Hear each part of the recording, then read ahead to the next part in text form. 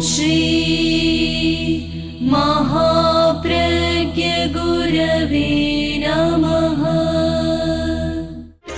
जिसके सांसों में रहता है शाश्वत शांति का स्पंदन, उस महाप्रज्ञ को वंदन, उस महाप्रज्ञ को वंदन।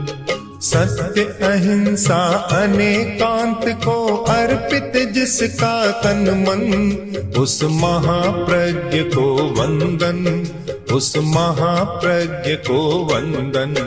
जिसके सांसों में रहता है शाश्वत शांति का स्पंदन, उस महाप्रज्ञ को वंदन, उस महाप्रज्ञ को वंदन।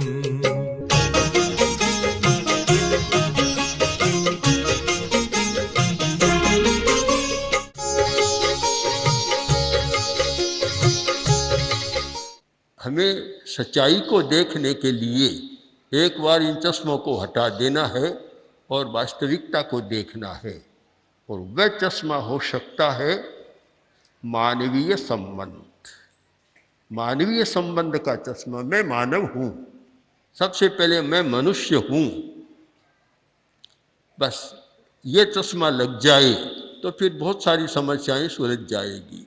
पर यह चश्मा तो लगता नहीं। अब प्रारंभ से ही सब धर्म के लोग ऐसा चश्मा लगा देते हैं कि किसी को तो अपना दोस्त मानते हैं, किसी को शत्रु मानते। यह हमारी बड़ी समस्या है। आदमी को सबसे पहले देखने की सच्चाई होनी चाहिए। एक कोई भिखारी भीख मांग रहा था, अवस्था छोटी थी।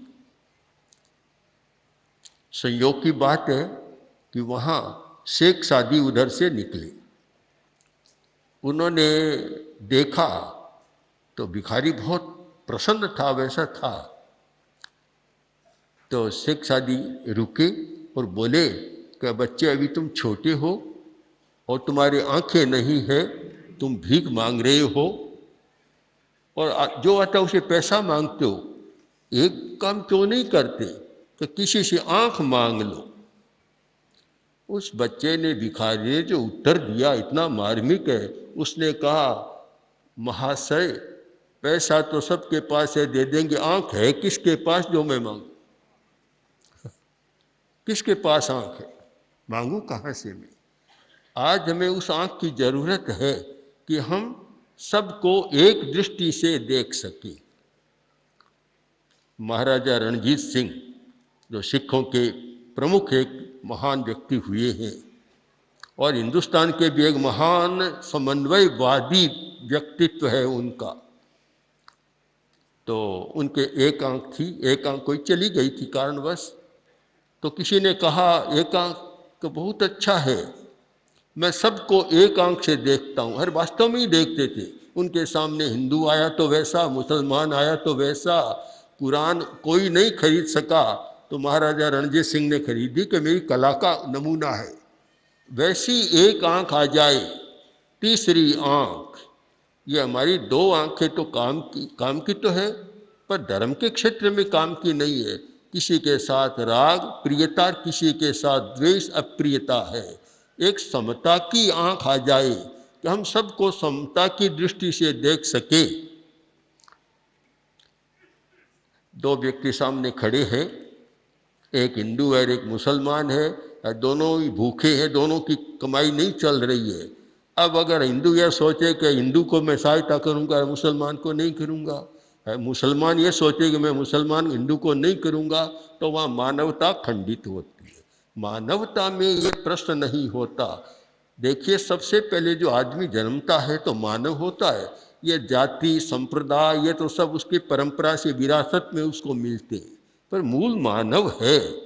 ये मानवीय संबंध अच्छे कैसे रहे, इस पर हमें चिंतन करना है। आचार्य तुलसी ने अणुव्रत आंदोलन का प्रवर्तन किया था और अभी भगवान साहब ने कहा बहुत ठीक बात है। उनका ये था कि हर व्यक्ति को अपने दायित्व का अनुभव करना चाहिए कि मेरा दायित्व क्या है। हर व्यक्ति अनुभव करे और उसके पीछे एक दृष्टि रही कि धर्म अलग अलग बटे हुए हैं अपनी अपनी मान्यताएं हैं। कोई मंदिर जाता है, कोई मस्जिद, कोई चर्च में जाता है, कोई अपनी अपनी मान्यता है। और मैं तो इसमें विश्वास करता हूँ कि हर व्यक्ति को अपनी स्वतंत्र मान्यता का अधिकार होना चाहिए, वहाँ किसी का हस्तक्षेप भी नहीं होना चाहिए। किंतु इस बात पर जरूर ध्यान दें कि आज धर्म के क्षेत्र में जो एक विशेषता होनी चाहिए वह कम दिखाई दे रही है, क्योंकि हमने अणुव्रत के संदर्भ में धर्म को 3 भागों में समझने का प्रयत्न किया है। एक उपासनात्मक धर्म, भक्ति का धर्म, एक नैतिकता का धर्म और एक अध्यात्म धर्म। ये 3 रूप बनते हैं। तो नैतिकता का जो नैतिक मूल्यों का जो धर्म है, ईमानदारी, प्रामाणिकता, सच्चाई, यह धर्म सबके लिए प्रथम धर्म है। कारण इसका कि चाहे हिंदू हो, मुसलमान हो, ईसाई हो, किसी धर्म को मानने वाला हो, उसका जीवन धर्म के स्थान में नहीं चलता, जीवन तो बाजार से चलता है। जीवन कहाँ चलता है? धर्म स्थान में आपको रोटी नहीं मिलेगी, वहाँ तो आप उपासना कर सकते हैं। जीवन सारा चलेगा बाजार में, तो बाजार में सब एक हो जाते। मैंने ये देखा, अहमदाबाद में देखा, उस जगह देखा कि बाजार में जहाँ एक फर्म देखा, दुकानें देखी, हिंदू मुस्लिम साथ साथ काम कर रहे हैं, दोनों भागीदार हैं। वहाँ ये भेद नहीं होता कि ये हिंदू है, मुसलमान है। क्यों? बाजार में ये भेद नहीं होता। तो मैंने तो कई बार कहा, सोचा कि अगर एक समानता की दृष्टि, शांतिपूर्ण स्व अस्तित्व की दृष्टि से देखूं, तो मुझे तो धर्मस्थान से बाजार ज़्यादा अच्छा लगता, कि जहाँ सब एक हो जाए, वहाँ लड़ाई झगड़ा नहीं होता। ऐसे बहुत सारे लोगों को जानता हूँ, मुसलमानों को भी जानता हूँ, हिंदुओं को भी जानता हूँ, जो हर काम में साझीदार है, बड़े अच्छे ढंग से आपका 50-50 वर्ष से एक साथ में काम कर रहे हैं, चला रहे हैं, कहीं झगड़ा नहीं होता। तो रतलाम में हमारी साध्वियाँ बोरा समाज के मकानों में ही ठहरी थी, और वह जिस मकान का मालिक था हमारे पास आया और बोला कि मैंने एक हिंदू भाई को, जो सामान्य स्थिति में था, अपनी फैक्ट्री दी है, उसमें काम में लगाया है, बराबर का हिस्सा कर दिया। तो साथ में बराबर से चलते हैं लोग बहुत सारे। तो फिर आप क्या सोचें कि हमारे लिए जीवन चलाने के लिए तो बाजार है, वहाँ हमारी एकता है। कोई भी अच्छा माल किसी दुकान में है, खरीदार यह नहीं देखेगा कि हिंदू की है या मुसलमान की, अच्छी चीज़ मिलनी चाहिए, वहाँ जाएगा। तो जहाँ इतनी जीवन में हमारी एकता है, हम अलग नहीं हो सकते, हम बांट नहीं सकते कि हिंदू तो हिंदू की दुकान में जाएगा, मुसलमान मुसलमान की दुकान में जाएगा, या हिंदू हिंदू से व्यापार करेगा, मुसलमान से। ये कभी न हुआ होगा तो व्यापार ही ठप हो जाएगा। वहाँ तो जो योग्य व्यक्ति है उनके साथ सारा काम चलता है।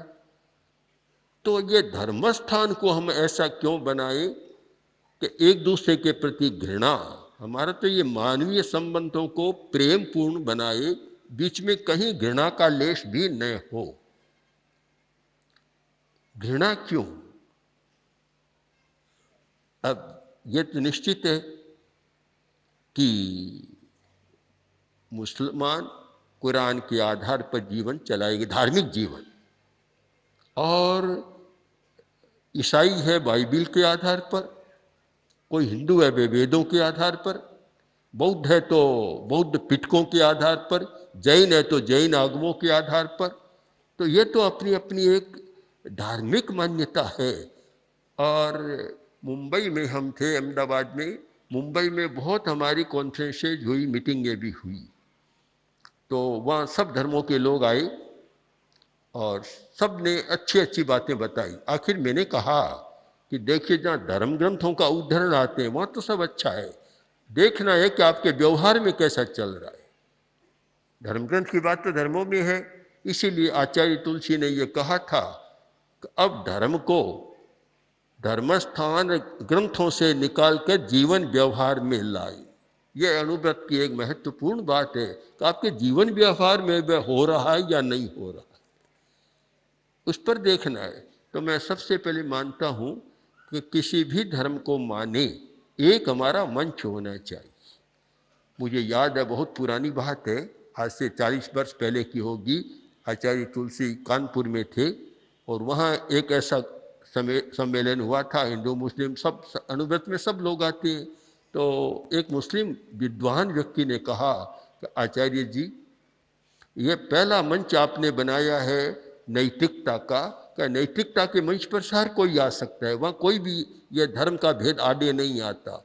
तो आप इस मंच को और अधिक पुष्ट बनाएं तो ये हिंदुस्तान का बहुत बड़ा भला होगा।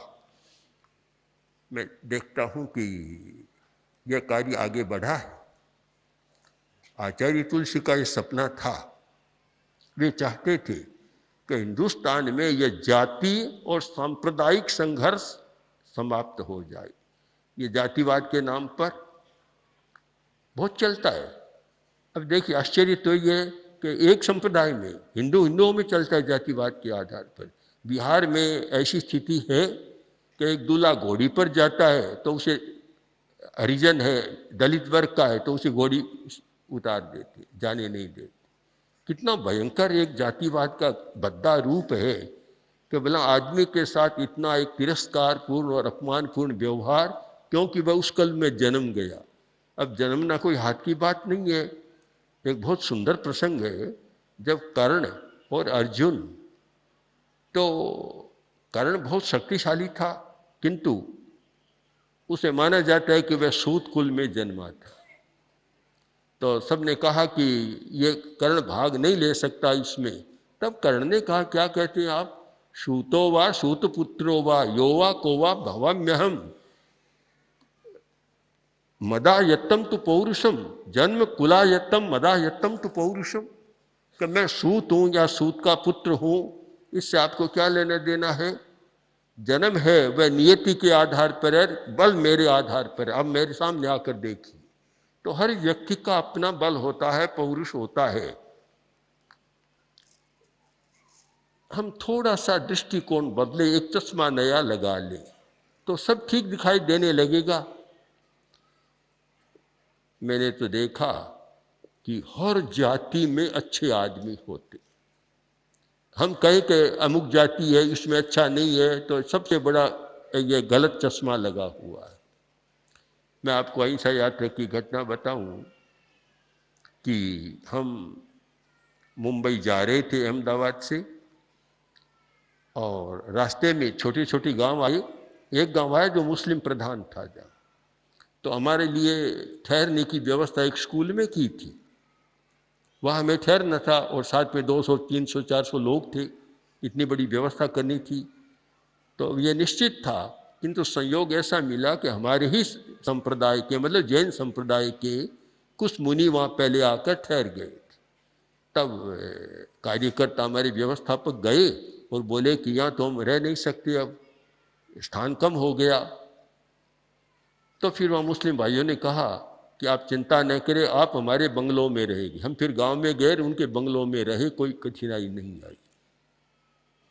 हमने हर जगह देखा, बात की, खूब उनके बीच में रहे। हमें यह नहीं लगा कि कोई खराब आदमी हमें मिला, या तो हमारा दृष्टि दोष है, हमें कोई खराब मिला ही नहीं। और ये सच्चाई है कि आदमी कोई खराब नहीं होता, परिस्थिति बस या कुछ मान्यताओं बस व चश्मे के कारण खराब हो जाता है। जरूरत है हमारा चश्मा बदले। धर्म अपनी व्यक्तिगत साधना की चीज है, आप करें, जैसी इच्छा हो वैसे करें, किंतु समाज ये सबके लिए समान होता है। क्योंकि जैसे 4 पुरुषार्थ माने गए हैं, काम, अर्थ, धर्म और मोक्ष, या प्रभु के पास जाना, कुछ भी कह दे। तो ये काम और अर्थ ये दोनों समाज के साथ चलते हैं। इसमें तो समाज की व्यवस्था ही काम देती है, अर्थ कोई अलग नहीं। आज तो ऐसा है कि कोई भी राष्ट्र ऐसा नहीं जो आर्थिक संबंध न जोड़े। हर किसी के साथ आर्थिक संबंध जोड़ते हैं, आर्थिक विकास करना चाहते हैं। मैंने गुजरात में अनेक बार कहा कि हिंदू भी गांवों में रहते, हिंदू मुसलमान सब साथ थे। तो हमने कहा, देखिए, आप अगर विकास करना चाहते हैं तो शांति के सिवाय कोई उपाय नहीं है। लड़ते झगड़ते कभी विकास नहीं होगा। सारी शक्ति लड़ाई में कब जाएगी? विकास का प्रश्न ही नहीं उठता और गरीबी बढ़ जाएगी। गांव के आदमी वैसे ही गरीब है और गरीब हो जाएंगे। शांति से रहे तो फिर आप विकास कर सकते हैं, आगे बढ़ सकते हैं। तो शांति की बात, धर्म की बात छोड़ दें आप। धर्म के क्षेत्र में तो शांति रहनी चाहिए, किंतु सामाजिक जीवन में भी शांति नहीं है, वहाँ विकास नहीं हो सकता। और अब देखेंगे जिस समाज ने, जिस राष्ट्र ने विकास किया है तो शांति के वातावरण में किया है। जापान इतना आगे बढ़ा है, अगर वही जापान लड़ाई में, शस्त्रों के निर्माण में लगा रहता तो आज इतनी बड़ी आर्थिक शक्ति नहीं बन पाता। तो एक शांति की बात, मानवीय संबंधों के सुधार की बात और नैतिकता की बात, ये हमारे प्रमुख तत्व होने चाहिए। मैं देखता हूँ कि मुस्लिम समाज का एक आध्यात्मिक संप्रदाय है सूफी समाज। किसी भी आध्यात्मिक व्यक्ति से जो भारत में हजारों वर्ष की परंपरा में हुए हैं उनसे कम नहीं लगते। बहुत विकास किया है, इतना आध्यात्मिक है कि उनके सामने एक वार, एक श्रद्धा से भाव झुकता है कि कितने अध्यात्म तक पहुँचे, कैसे किया है। तो अनेक संत ऐसे हैं, हुए हैं। तो हम इसको, ज्ञान को, साधना को किसी संप्रदाय में बांटे नहीं कि अमुक संप्रदाय तो अच्छा है, वहाँ होता है, अमुक अच्छा नहीं है। यह गलत धारणा मानता हूँ, इसको मिटाना चाहिए। हर जगह हर आदमी अच्छा हो सकता है और अच्छाइयाँ हुई है, अच्छे लोग हुए हैं और जिन्होंने बहुत काम किया है। तो हम इस पर विचार करें कि हमारा एक ऐसा प्लेटफॉर्म हो कि जहां हम कोई सांप्रदायिक सामाजिक समस्या को सुलझा सकें। राजस्थान में हम एक कस्बा में पहुंचे, बालोतरा, जो औद्योगिक क्षेत्र है, नगर है, इधर पाली, उधर शिवांची मालानी में बालोतरा एक अच्छा औद्योगिक क्षेत्र है। वहाँ हम गए। जैसे ही गांव में प्रवेश किया, सबसे पहले एक दरवाज़ा एक मुसलमान भाई का बनाया हुआ था। एक अहिंसा की रैली भी वहाँ निकाली गई, वह बाद में सब लोग बैठे थे। तो मैंने पूछा, आपके यहाँ कभी ये दंगा हो तो नहीं होता? उन्होंने कहा बिल्कुल नहीं होता। कारण यह है कि हमने नागरिकों की एक समिति बना ली, उसमें कुछ मुस्लिम भाई है, कुछ हिंदू भाई है, जैन, सब लोग साथ हैं। जो भी समस्या आती है, होली, दिवाली, ताजिया, किसी भी समय की, हम 5-10 लोग बैठकर चिंतन कर लेते हैं और हम जो निर्णय देते हैं पूरे गांव को मान्य होता है। ऐसा अगर सब जगह हो जाए, कभी जहाँ आदमी साथ में रहते हैं, हजारों आदमी, कोई समस्या तो आ सकती है, पर ऐसे रहे कि 5-10 लोग ऐसे हों कि उनकी बात पूरा समाज मान्य कर ले, तो फिर यह स्थिति बनती नहीं है। एक कारण है, दो बातों पर मैं अधिक ध्यान देता हूँ, आवश्यक भी मानता हूँ, आप लोग भी शायद ध्यान दें कि ये सब झगड़े आदि होते हैं, एक तो घृणा के कारण, दूसरा आवेश के कारण। आवेश, इमोशन तो हर व्यक्ति में होता है और किसी स्थिति से वह प्रबल होता है। अगर हम प्रारंभ से ही विद्यालयों में, मदरसों में विद्यार्थियों को यह पढ़ाएं, सिखाएं कि देखो, संप्रदाय अपने तक सीमित रखो, न दूसरों में हस्तक्षेप करो, न दूसरों पर थोपने का प्रयत्न करो, अपनी मान्यता को खूब अच्छी तरह से चलाओ, और घृणा मत रखो, सबके साथ प्रेम का व्यवहार। दूसरी बात कि अपने आवेश पर भी कंट्रोल करना सिखा दिया जाए, क्यों? वह तो फिर घरेलू बात है, घर में झगड़ा होता है, आवेश होता है, तो सबसे पहले आवेश का फल किसको मिलता है? माता पिता भाई, उनको मिलता है, वहाँ झगड़े शुरू हो जाते हैं। तो ये दो बातें अगर हमारे जीवन में आ जाएं, जो अणुव्रत के मूल सूत्र हैं, एक तो जाति संप्रदाय के नाम पर किसी में घृणा का भाव न भरा जाए, सब में भाईचारे का, बंधुता का भाव भरा जाए, कि आवेश पर कंट्रोल करना सिखा दिया जाए। अपना क्रोध है, अहंकार है, लोभ है, भय है, इन पर कंट्रोल करना सिखा दिया जाए तो एक अच्छा आदमी बन सकता है। और जो अच्छा आदमी होता है वह जितना हिंदू के लिए लाभदायी उतना मुसलमान के लिए लाभदायी होगा। वह किसी के साथ करेगा नहीं। मैंने ऐसे लोगों को देखा है। मैंने जाकिर हुसैन से देखा, बहुत हमारा संपर्क रहा जाकिर हुसैन से। मैंने ऐसा चतुर और विलक्षण व्यक्ति कम देखा किसी समाज। इतने विलक्षण थे और इतना उनमें आवेश पर नियंत्रण था। एक घटना उनकी आपको बताऊं कि नौकर था और नौकर आलसी था, बहुत देरी से उठता। जाकिर हुसैन ने कई बार कहा कि तुम थोड़ा जल्दी उठा करो, उठता नहीं है। तो वे प्रयोग धर्मा थे, गांधी से बहुत साथी या प्रभावित थे, गांधी के विचारों से ही सारे, और बड़े शांत व्यक्ति थे। तो एक दिन वे आए, उठे, चाय बना ली, चाय का प्याली कप लेकर और गए और बोले मालिक उठो, चाय पीने का समय हो गया। और उस नौकर जगह देखा तो जाकिर हुसैन खड़े, इतना शर्मिंदा हुआ। उसके बाद कभी कहना नहीं पड़ा कि तुम जल्दी उठा कर। हमें प्रयोग धर्मा बनना है कि हम ऐसे प्रयोग करें जिससे कि एक बार तो पत्थर भी पिघल जाए। आप ये निश्चित माने कि आवेश, कड़ाई, दंड से आदमी बदलता नहीं है, और प्रेम और सहानुभूति से आदमी अपने आप बदल जाता है। ये सारी बातें एक बार हम ऐसे करें कि जहाँ सार्वजनिक जीवन है वहाँ धर्म के कारण कोई विक्षेप न करें, अपनी मर्यादा में रखें। वहाँ सार्वजनिक जीवन को सार्वजनिक जीवन की भांति जीना सीख जाएं। अगर ये चश्मा लग जाए और हमारी शिक्षा में थोड़ा सा परिवर्तन आ जाए तो मैं मानता हूँ कि मानव जाति का बहुत भला हो सकता है, हिंदुस्तान का भी बहुत भला हो सकता है। मैंने मुंबई में और जगह छोटे गांव में मैंने लोगों से पूछा, एक जगह गांव में थे पर बहुत प्रबुद्ध अध्यापक मुस्लिम भाई और आ गए थे 10-20। तो उन्होंने कहा कि आचार्य जी मैं पूरे विश्व की यात्रा करके आया पर मैंने हिंदुस्तान जैसा बढ़िया देश नहीं देखा। हम हिंदुस्तान को छोड़ के जाने वाले नहीं है, जा भी नहीं सकते। फिर मैंने कहा, फिर परिषद में कहा कि 15 करोड़ मुसलमान है, कभी आप कल्पना करते हैं देश को छोड़ के चले जाएंगे? कभी नहीं जाएंगे। अपनी मातृभूमि को कैसे छोड़ेंगे? और वैसे तो गुजरात में देखा, मुसलमान जितनी बढ़िया गुजराती बोलते हैं, शायद हिंदू भी से कम नहीं है। मराठी में मराठी को देखा, अपनी मातृभाषा, अपनी मातृभूमि छोड़ जाने वाले नहीं है। जब आप जानते हैं कोई बाहर न हिंदू जाएगा न मुसलमान जाएगा, फिर लड़ने झगड़ने से आपको मिलेगा क्या? सिवाय नुकसान के, हानि के और कुछ नहीं मिलेगा। और शांतिपूर्ण सह अस्तित्व रहे, जो हमारी अहिंसा यात्रा का एक मुख्य निष्पत्ति सूत्र था। अहिंसक चेतना का जागरण, नैतिक मूल्यों का विकास, यह तो उद्देश्य था।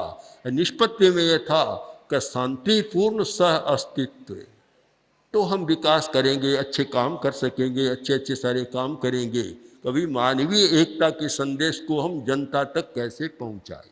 ओम आर्य। आचार्य महाप्रज्ञ 20वीं 21वीं सदी के अतुलनीय दार्शनिक, अद्वितीय विचारक, विलक्षण साहित्यकार, अद्भुत प्रवचनकार तथा जन उद्धारक थे। उनके सृजनशील चिंतन कल्याणी वाणी ने प्रत्येक व्यक्ति के हृदय में एक स्थान बनाया। सरल भाषा में जीवन की सच्चाइयों को छूने वाले उनके विचार श्रोता व पाठक के हृदय में उतरकर आत्मनिरीक्षण, स्वदोष दर्शन व आत्म परिष्कार की भावना जागृत करते हैं। उनका समग्र साहित्य अब आ रहा है महाप्रज्ञ वाङ्मय के रूप में। 121 पुस्तकों की यह नवीन समायोजना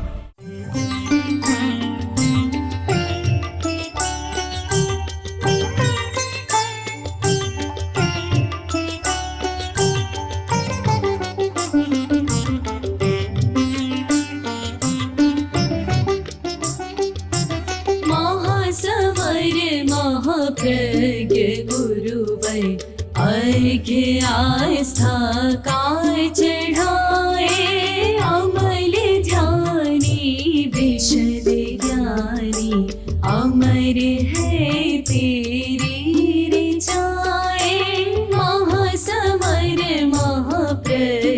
गुरुवै अर्घ्य आस्था काय चढ़ाए।